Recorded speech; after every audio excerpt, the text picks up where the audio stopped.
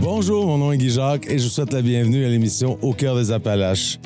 Nous sommes aujourd'hui à la caserne de Thetford afin d'assister à la journée porte ouverte du service de la sécurité incendie. Et nous allons nous entretenir avec M. Marc-André Fréchette, qui est lieutenant à la prévention et l'organisateur de cette superbe journée. Bonjour Marc-André. Bonjour, ça va bien? Oui, ça va bien toi-même? Merci beaucoup, oui, ça va très bien. Yes, une superbe journée que vous avez aujourd'hui pour tenir cet événement. Écoute, il y a combien de casernes sur le territoire de Thetford Mines? Nous, pour le service incendie de la ville de Thetford, on a 3 casernes. Une qui est située ici, dans le secteur de Thetford à proprement dit, une autre à Robertson et une à Black Lake aussi. OK. Ce qui vous permet de couvrir un grand territoire quand même. Combien de pompiers sont employés par le service de sécurité incendie? Oui, on compte environ là, une quarantaine de pompiers là, au total dans les 3 casernes là, pour le territoire de la ville de Thetford. Est-ce qu'on parle de pompiers volontaires à travers ça ou il y a des pompiers réguliers aussi? Effectivement, c'est une bonne question. On a un mélange des deux. Des pompiers volontaires dans les casernes, dans les 3 casernes. Et puis, on a maintenant, depuis 2 ans, des équipes à temps plein là, en caserne ici à Thetford. Donc, on a vraiment un mix des deux là, entre le temps plein et le temps partiel. Le service incendie, finalement, c'est beaucoup de choses. C'est quand même les diverses interventions sur le territoire, prévention et éducation aussi. Quelles sont les activités à ce niveau-là? Bien, c'est ça, comme vous dites, c'est vraiment très diversifié. Au niveau de la prévention, on a des activités d'éducation du public dans les écoles, les CPE, ces choses-là. On tient des journées portes ouvertes comme ici aujourd'hui pour justement attirer la population, venir nous rencontrer pour poser leurs questions, découvrir notre métier aussi. Et on a du côté de l'intervention, bien, on fait beaucoup de choses, des exercices d'évacuation dans les écoles, les CPE, les industries, les interventions de tout genre aussi là, qu'on fait là, sur le territoire qu'on dessert. Quels sont les objectifs au niveau de la prévention et de l'éducation? Au niveau de l'éducation et de la prévention, bien, les objectifs, c'est beaucoup de sensibiliser les gens dans les milieux résidentiels au niveau des avertisseurs de fumée. On a encore une bonne lacune de ce côté-là qui s'améliore tranquillement d'année en année. Par contre, c'est de sensibiliser les gens à équiper leur maison d'avertisseurs de fumée. Et sinon, là, c'est nous, de notre côté en prévention, c'est inspection des risques plus élevés pour s'assurer qu'il n'y a aucun incendie dans les industries. On fait le tour dans les écoles, les activités pour sensibiliser dès le jeune âge, en CPE et en école primaire, sensibiliser au niveau de l'incendie, les risques à la maison, les comportements sécuritaires à adopter aussi pour éviter les incendies et les blessures. Parfait. Écoute, il y a eu au printemps, je crois bien, la traduction de certains dépliants, finalement, parce qu'il y a quand même une bonne portion de la population qui sont des immigrants ici. Qu'est-ce que vous avez eu comme écho à ce niveau-là? Bien, effectivement, on s'est rendu compte par nos visites chez les gens dans notre porte-à-porte pour les avertisseurs de fumée que de plus en plus, on a des nouveaux arrivants dans la région. Donc, la barrière de la langue, ça s'appliquait au niveau de nos petits dépliants qu'on distribue en français uniquement. Donc, on a traduit cette année pour les gens qui parlent en anglais, en espagnol et même en arabe. Là, on a distribué ça aux gens qui en ont le besoin. Donc, on a vraiment eu une belle amélioration de ce côté-là et on a même fait une activité avec la prévention à l'escale dans les classes de francisation pour les nouveaux arrivants, justement avec une petite présentation PowerPoint là, pour expliquer les risques, c'est quoi notre mission à nous au niveau du service incendie. Donc ça a été très apprécié là, au niveau des nouveaux arrivants dans la région. Là. Est-ce que ça vous a permis, en une certaine façon, de vous rapprocher de cette population-là? Exactement. Puis on le sait que dans certains pays, l'uniforme en tant que tel, c'est difficile. Donc de cette façon-là, ça nous a permis de rassurer les gens, faire comprendre pourquoi qu'on va cogner chez ces personnes-là au niveau des avertisseurs de fumée et comprendre qu'on est là pour les aider, que ça coûte rien quand que les pompiers viennent à la maison aussi, qu'on ne demande pas d'argent, des pots de vin, on voit ça des fois aussi. Donc, ce genre de choses-là, il y a certaines personnes étaient craintives, donc ça a permis de rassurer la population là, qui vient d'arriver dans la région. Je voyais quelque chose de très intéressant. Il y a un service, au fond, de prêt d'équipement pour le ramonage. Pouvez-vous nous en parler? Oui, effectivement. Depuis quelques années, là, on offre ici à la caserne de Thetford le prêt de brosse pour le ramonage de cheminée. C'est complètement gratuit. On sait que c'est obligatoire de ramoner sa cheminée de chauffage à combustion une fois par année. Donc, nous, on offre le service. Les gens peuvent se présenter à la caserne, venir nous voir, utiliser nos brosses et ils les ramènent une fois qu'ils ont terminé. On offre également ce service-là au dépanneur Shell à Black Lake et au dépanneur Proxy dans le secteur de Robertson aussi. Là, ils peuvent se présenter là pour récupérer les équipements de ramonage. Et c'est aussi une très belle initiative. Aujourd'hui, c'est la journée porte ouverte, qui est un événement qui revient annuellement, finalement. Quels sont les objectifs d'une telle journée? Bien, dans le fond, c'est vraiment d'amener la population à venir nous rencontrer, poser leurs questions, comme je disais plus tôt, venir voir nos équipements. Les gens, ils ne savent pas qu'est-ce qu'on fait, qu'est-ce qu'on a. Donc, en les faisant venir à la caserne directement, on a pratiquement tous nos camions qui sont sur place avec des pompiers à chaque station, comme on pourrait dire. Et puis, ils viennent poser leurs questions, découvrir notre métier aussi. Et ça peut inciter des gens à devenir pompiers dans le futur aussi, là. Donc, c'est toujours un plaisir pour nous de recevoir la population parce qu'on est là pour servir notre population. Donc, les avoir vraiment chez nous, à la maison, en caserne, là, c'est vraiment un gros plus pour nous. Puis c'est quelque chose qu'on apprécie vraiment énormément. Puis c'est une journée, je regarde un peu les gens qui commencent à arriver, ça va terminer une journée familiale. Il y a beaucoup d'enfants aussi qui viennent assister à cet événement. Fait que eux autres, ils vont dire, ben, je vais être pompier probablement plus tard aussi. Il y a de nombreuses collaborations avec les autres municipalités de la région. Comment ça se passe à ce niveau-là? Bien, ça, c'est vraiment quelque chose qu'on voit de plus en plus en intervention des entraides qu'on appelle au niveau des camions-citernes, le camion-échelle qu'il y a des municipalités qui n'ont pas. Donc, on répond de plus en plus dans les autres municipalités autour. C'est quelque chose que, comment je dirais bien ça, que les citoyens des autres municipalités collaborent de plus en plus avec nous parce que c'est au niveau du question du schéma de couverture de risque, c'est difficile d'avoir des pompiers dans les petites municipalités. Donc, en faisant une entraide des municipalités extérieures, ça permet d'avoir vraiment l'équipement ou les pompiers nécessaires plus rapidement. Et puis, c'est pour vraiment encore là une question de sécurité pour les citoyens des différentes municipalités. Donc, une entraide comme ça en service, là, c'est vraiment un gros plus là, pour la région au complet. Là. Puis il y a même de l'entraide aussi au niveau de la formation, je crois bien. Exactement. C'est tout nouveau, là, c'est embryonnaire, mais oui, effectivement, là, on commence à étendre un peu nos formations à l'extérieur, là, dans les municipalités autour qui veulent bien embarquer avec nous. Question que, justement, lorsqu'on ira travailler avec eux en entraide, bien, les méthodes de travail vont être les mêmes. Et puis, ça va faciliter vraiment l'intervention de tous les services concernés là, par cette entraide-là. Parfait. Écoutez, est-ce que les gens sont plus sensibilisés, selon vous, qu'avant ou finalement, ou avoir les bons équipements à la maison? Bien, je dirais que oui. On voit encore des lacunes, un peu comme je disais tantôt, dans nos visites de prévention résidentielle. Par contre, de plus en plus, les gens sont conscients que l'avertisseur de fumée, c'est obligatoire à chaque étage.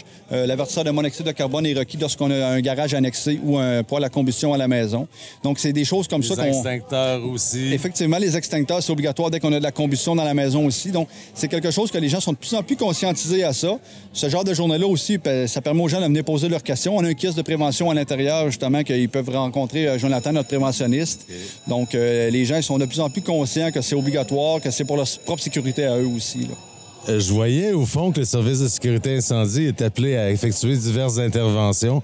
Et il y en a quand même quelques-unes qui me surprenaient, comme par exemple au niveau des éoliennes. Effectivement, le service de sauvetage en éolienne, c'est nouveau de quelques années, justement. C'est une entente avec l'entreprise Boralex là, qui s'occupe des éoliennes dans la ville ici.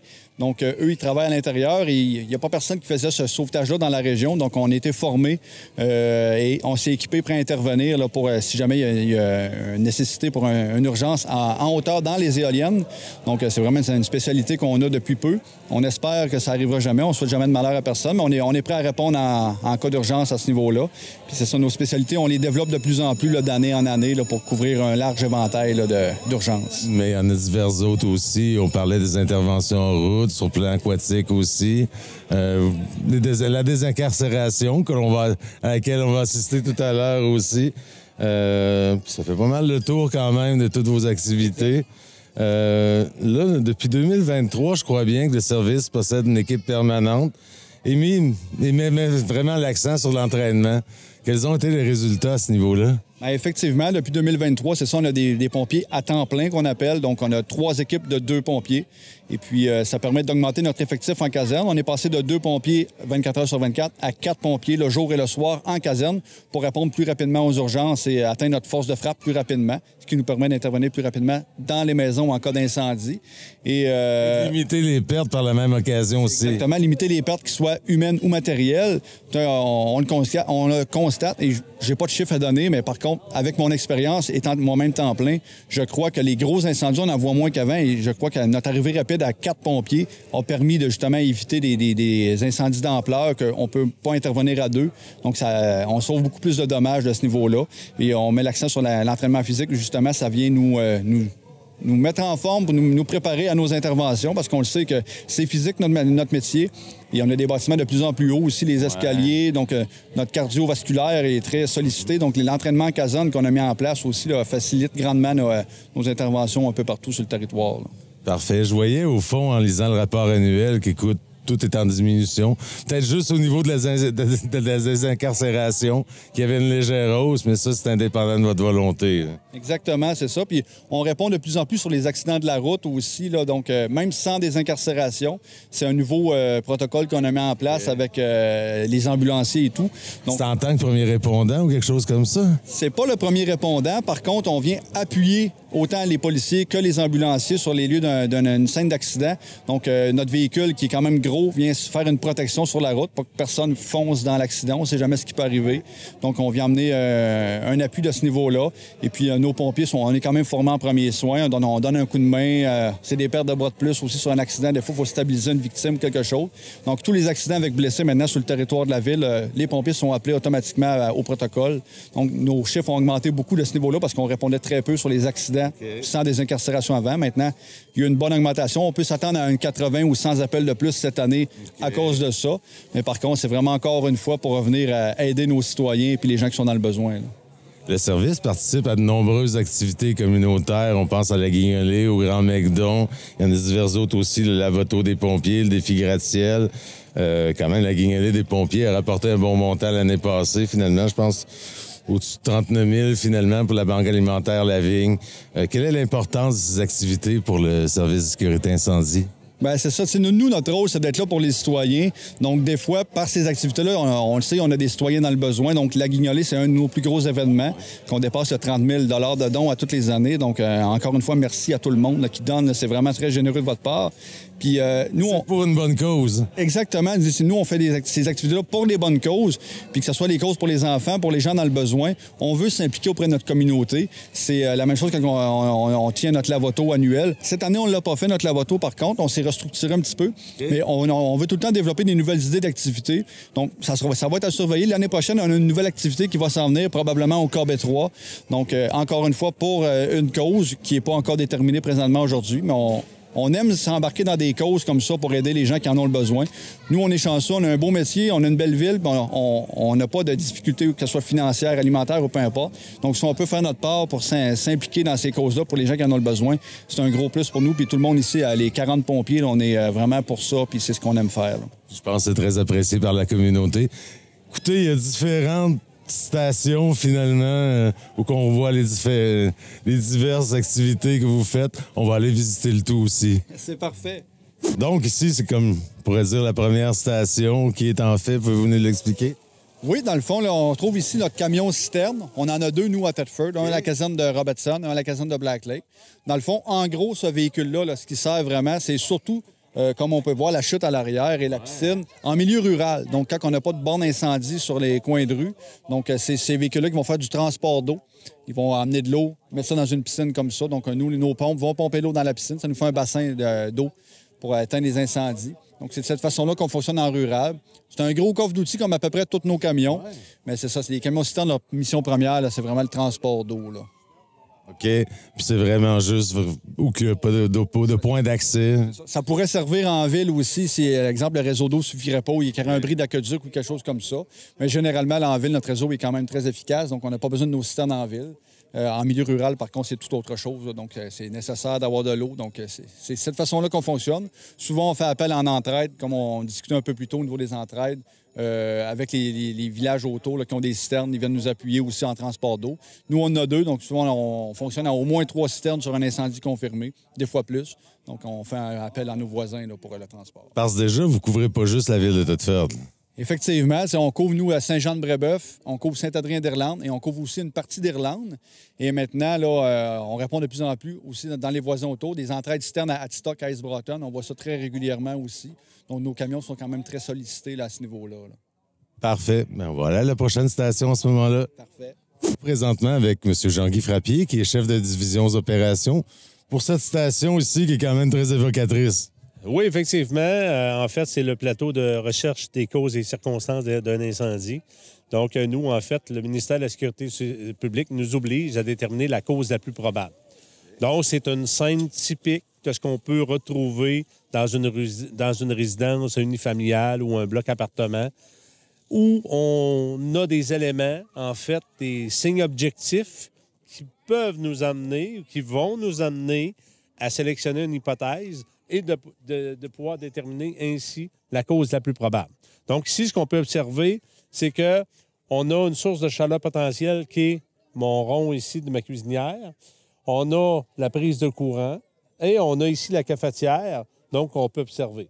Donc, ce qu'on peut voir, c'est que dans le scénario, la dame faisait cuire du bacon en but de faire un brunch avec sa famille. Puis, elle a reçu un téléphone. Donc, par inadvertance, elle a changé de pièce, elle est allée porter des déchets dans le bac à l'extérieur. Et au moment de pouvoir rentrer à nouveau dans son logement, il y avait une fumée dense noire, donc un incendie qui était en développement dans son appartement, dans sa résidence. Et en fait, c'est que nous, on doit toujours déterminer le point d'inflammation le plus bas, ainsi de pouvoir sélectionner notre hypothèse la plus probable et de pouvoir là, justement déclarer l'incendie. Dans le contexte ici, c'est un incendie de nature accidentelle. Puis, on pourrait même dire causé par une négligence parce que la dame, justement, par inadvertance, n'a pas surveillé adéquatement les aliments. Mais, somme toute, c'est quand même des incendies qui sont fréquents sur notre territoire, malheureusement. Parfait. Merci beaucoup, M. Frappier. On se retrouve devant une toute nouvelle station ici. En quoi ça consiste, au fond? Oui, dans le fond, ici, c'est la station poste de commandement et réhab qu'on appelle. C'est en 2 volets. Donc, au niveau d'un incendie, on a toujours un officier qui est commandant sur l'incendie. Donc, l'espèce de petite table blanche qu'on voit là, c'est son bureau de contrôle. C'est son poste de commandement. Donc, vous voyez, tous les pompiers sont dispatchés sur la table pour savoir en tout temps, en temps réel, nos pompiers sont où, advenant le cas qu'il arrive un effondrement ou quelque chose comme ça. L'officier doit savoir où son monde est situé sur l'incendie. Et dans l'autre volet, c'est le nouveau réhab, qui veut dire réhabilitation, dans le fond. Quand on sort de l'incendie avec notre bouteille d'air qui est vide, qu'on a travaillé un peu physique, on vient au réhab, on change notre bouteille d'air, on se nettoie le visage, les mains là, pour enlever toute trace de suie, bouteille d'eau, petite collation, on se repose en attendant une prochaine infectation. Donc, c'est ça un petit peu le scénario ici. Et le camion, proprement dit, peut servir de poste de commandement sur une intervention un peu plus majeure, là aussi. Il y a un bureau à l'intérieur là, qu'on peut installer vraiment des officiers pour commander une intervention d'envergure, là. Parfait. Bien, on va se diriger vers la prochaine station en ce moment-là. Finalement, veux-tu nous en parler du kiosque devant lequel on se trouve? Oui, présentement, notre kiosque ici, c'est le kiosque de nos spécialisations qu'on appelle. Donc, tout ce qui est sauvetage spécialisé, autre que l'incendie. Donc, on retrouve ici le sauvetage nautique, le sauvetage hors route en VTT, que ce soit en forêt, la piste cyclable ou ces choses-là. On a aussi le sauvetage en éolienne pour les travailleurs dans les éoliennes dans la région. Donc, on a une équipe qui est formée pour ça. Donc, ici, on a la remorque, on a tout l'équipement de sauvetage là, qu'on peut retrouver ici. Les gens peuvent venir poser leurs questions, là, peuvent venir en savoir un petit peu plus sur ces sauvetages-là. Ils sont quand même parfois plus périlleux aussi, j'imagine. Effectivement, c'est des interventions qui sortent de l'ordinaire un petit peu, là, donc c'est vraiment technique. Donc, il y a beaucoup de formations rattachées à ça, des mises en situation, des mises à jour annuelles. Là, donc, nos équipes sont formées pour ça. Fait que venez poser vos questions si vous en avez là, à ce niveau-là. Et on se retrouve finalement devant le tout dernier kiosque. Peux-tu nous en parler? Oui, effectivement, c'est le kiosque qui concerne la prévention des incendies. Donc, tout ce qui est conseil de prévention, éducation du public, tous les questionnements sur les gens qui ont à la maison, là, sur les avertisseurs de fumée, les monoxydes de carbone, les extincteurs. On a un préventionniste qui est sur place, Jonathan, là, pour pouvoir répondre aux questions des gens, avoir des conseils de sécurité pour la maison, que ce soit pour la cuisson, l'électricité, ces choses-là. Donc, on a un beau petit kiosque que les gens peuvent venir voir pour avoir une vie d'ensemble sur la prévention des incendies à la maison. Là. Et les explications qui sont nécessaires de leur côté. Bon, mais c'était très apprécié. On va aller voir le dernier exercice au fond au niveau des feux de cuisson, assister à tout. Puis on vous souhaite quand même une super belle journée. Je pense que la température et les gens sont au rendez-vous également. Donc, et on se retrouve peut-être l'année prochaine à ce niveau-là pour un nouvel événement. Merci beaucoup, Marc-André. Donc, on va vous montrer aujourd'hui le fameux mettre de l'eau sur l'huile, à quel point ça n'est pas bon. J'espère que c'est déjà un comportement qui est acquis. Pour plusieurs, je sais que ça l'est, mais encore une fois, on répond souvent sur ce type d'intervention-là. Donc, on va vous montrer pourquoi on ne met pas de l'eau sur l'huile en feu. Par contre, avant de préparer le plateau, je vais vous parler encore quelques minutes. Les feux de cuisson sont les feux de résidence les plus courants. Cependant, ce n'est rarement lié à l'huile. Je ne dis pas que ça n'arrive pas, encore plus de gens font des feux, font de la cuisson dans de l'huile dans un chaudron et, oubliant leur huile, elle prend feu. Donc, c'est pour ça qu'on vous demande l'achat d'une friteuse thermostatique. Donc, elle s'arrête à une température fixe. Des autres situations qui causent des feux de cuisson à la maison sont principalement la distraction. On met quelque chose sur le four ou dans le four et qu'est-ce qu'on va faire? On s'en va dans le salon, on s'en va s'asseoir sur le divan, on se met à texter, on oublie qu'on avait quelque chose sur le rond, on oublie qu'on avait de la nourriture en préparation, on peut même aller jusqu'à s'endormir et là, quand on se réveille, ben, il est trop tard, le feu il est bien pris dans la cuisine et des fois dans les armoires, dans la hotte. Vous avez vu peut-être le plateau de recherche et cause en circonstances incendies, à quel point le feu peut se propager. Une autre raison aussi qui mène à des feux dans la cuisine, c'est la proximité. Donc, on laisse une serviette à proximité d'un rond allumé. On laisse un papier de rouleau essuie-tout à proximité d'un rond allumé. Le chat, il passe, il renverse le rouleau de papier essuie-tout sur le rond et c'est suffisant pour le faire prendre en feu. Donc, on vous demande, lorsque vous faites de la cuisson, qui est relativement une activité dangereuse, d'être prudent, de rester attentif, d'avoir une belle zone dégagée autour de votre cuisinière. L'activité qu'on va faire aujourd'hui, vous voyez avec moi, j'ai le chaudron. Le chaudron est en train de chauffer. Tantôt, on l'a retiré, il était déjà en feu. On l'a triché un peu aujourd'hui. On a rajouté du diesel. Je sais qu'habituellement, dans vos recettes, il n'y a pas de diesel. On est d'accord là-dessus. Mais à cause qu'on est à l'extérieur, à cause du vent, à cause de la température qui est plus froide, on est allé vous le tricher. Vous allez voir que le résultat serait identique à un feu à l'intérieur de la maison. On va aussi l'allumer de force avec une torche. Mais à la maison, vous n'avez pas besoin de l'allumer, il va s'allumer tout seul. On va vous montrer d'abord comment réaliser l'extinction sécuritaire avec le couvercle du chaudron. Et ensuite, on vous montrera la réaction lorsque je viens verser de l'eau sur mon feu d'huile. On va commencer tranquillement, pas vite, à le déplacer.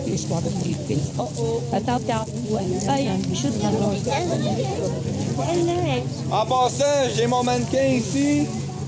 Lui, il va représenter un citoyen qui se faisait justement des frites dans l'huile, peut-être tard le soir. Puis là, il réalise qu'il y a un feu sur sa cuisinière.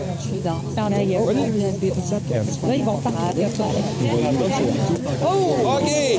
Donc, mon citoyen, on va vous montrer d'abord la bonne réaction qu'il se doit d'avoir, c'est-à-dire de prendre un contenant, dans ce cas-ci, le couvercle du chaudron et le placer par-dessus pour priver le feu d'air.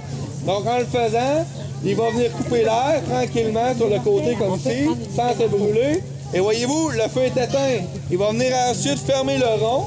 Et un autre comportement sécuritaire, c'est d'appeler les pompiers. Vous ne voulez pas que le feu ait pu monter dans la hotte et se propage sans que vous vous en attendiez.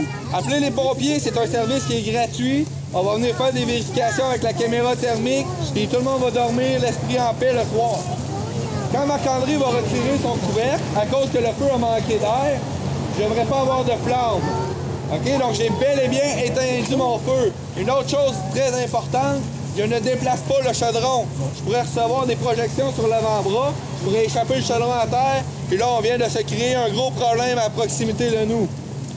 On va maintenant, si vous êtes prêts, réaliser le phénomène avec de l'eau. Donc, le phénomène à ne pas réaliser. Pour ceux qui voulaient filmer, c'est le moment de préparer vos cellulaires.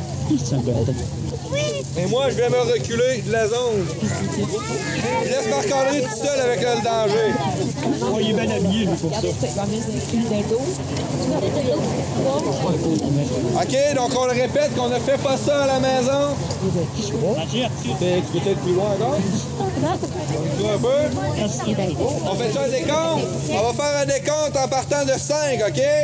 5, 4, 3, 2, 1.